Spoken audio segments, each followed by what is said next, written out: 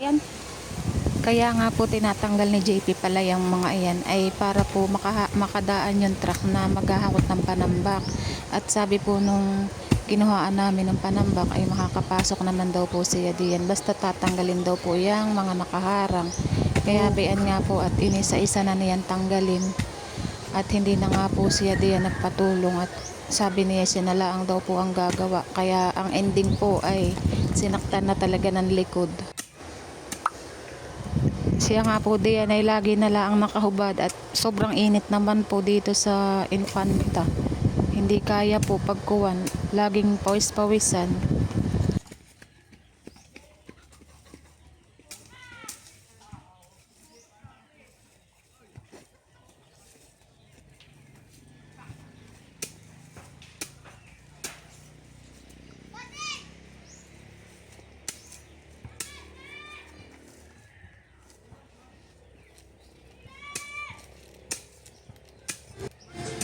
At habang si JP nga po ay nagtatanggal ng mga nakaharang diyan sa daan, ay ako naman po ay magluluto ng saging na saba.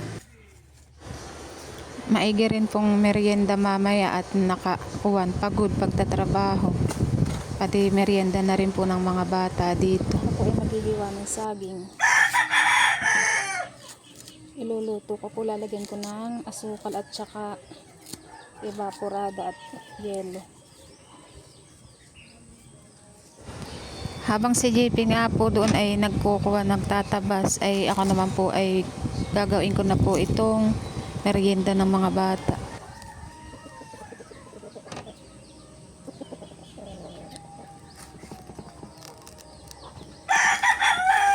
Merienda. Luluto po ako ng merienda. Babalatan ko lang po itong mga saging na saba na nabili ko kahapon.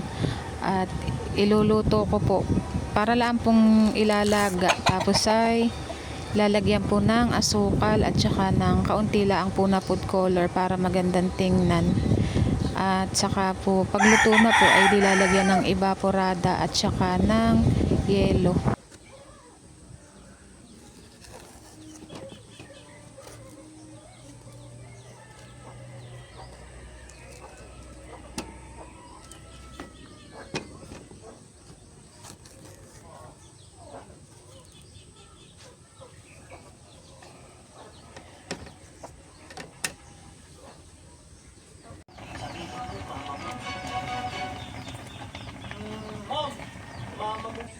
Saging ko niya, no? Pwede naman po sana si Aling Belinda lang gumawa niya. Si Elias po nasa kwarto. Naglalaro sa computer niya kasi tapos na po Magpapangit ka na pa ako. Si Leo naman Tagal pa yan. sa kwarto. Bubugit ng mga plano para sa kurso ni Arthur. Ay na po, masaya akong pinagsisilbihan ng mga apo ko. Inasahan ba si Nathan? Samantala, pasimpleng Maliligo kayo mamaya, anak? Dagat. ng mansyon para hanapin si Karina. Hanggang sa dako ng malaking cave, nakita niya ang dalaga. Sama ka. Ngunit hindi ito nag-iisa. Dagat. Kailan? May kausap itong isang lalaking kaedad din nila. Nakatama. Biglang nakaramdam ng matinding kaba at selos si Nate.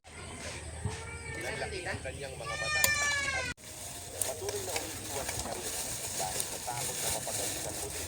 Habang si Nate naman ay naikuwang naghahanap ng tamang tempo. Hanggang kailan magtatago si Karina? Kain na kayo.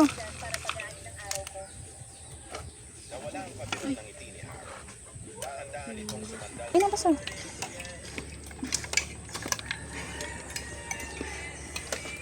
Tingnan natin. Wow. Masarap.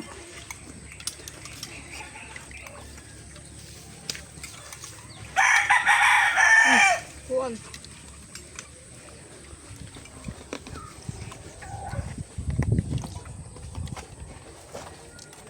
Sino kayo? Kuwan. Si Cassandra. Ano kailangan niyo sa akin na sasaktan ako? Baba nga daw ng isa may na halos natakpan na nga daw yung kalahati ng sana. At para maliwanag Chacha, oh. Bigyan mo si Shasha. Ikuha mo plato. Kuha ang baso. Naiyak ka lang. Kuha ka ng baso siya. dapat pala hindi namin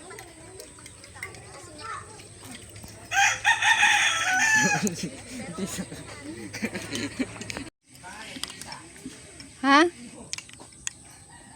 Ano?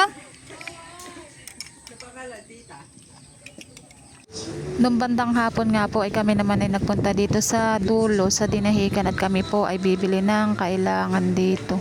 Saan ka? Bibili ako ng isda dyan sa loob. Papahakot pala natin. Ha? Ilan na ipapahakot? Na? Pangambak. Dalawa ulit. Bakit? Wala ka ng pambayad. I-Gcash mo na lang.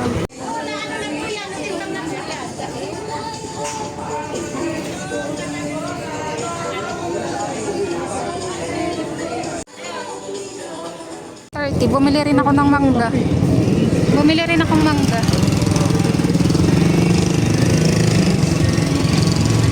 Punta tayo dun. Saan? Ay.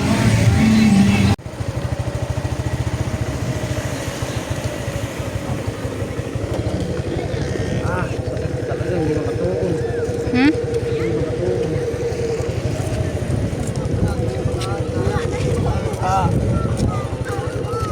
Namimingwit yung ano. May nahuli kaya dyan? May nahuli kaya? Dyan. Ay. Inyo, maraming isa. Nasaan? Nandun sa bangka. Yeah, bibili ng gamot at masakit ang likod. Salon Pass ba? Hindi ka na bibili ng ano? Try ko kung meron. May Perisil. Nabukas lang ba yan at tuwing gabi?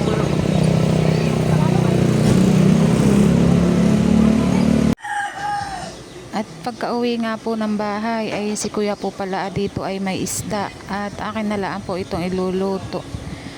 Isisigang ko na lang po at saka po mag-aadobo po ako ng sitaw, adobong sitaw na may karning baboy at yan po yung uulamin ngayong hapunan.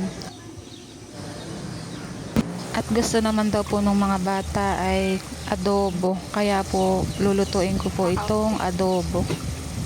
Bago pa lang naman yan. Siya na marami. Oo.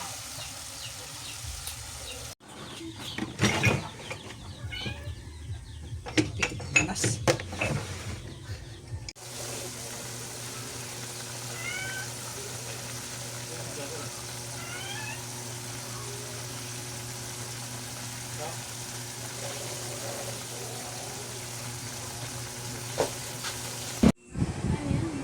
At nakaluto na nga po ako ng ulam na panghapunan diyan at itong dalawa po ay busy naman sa paglalaro at sila lang naman lagi ang magkalaro.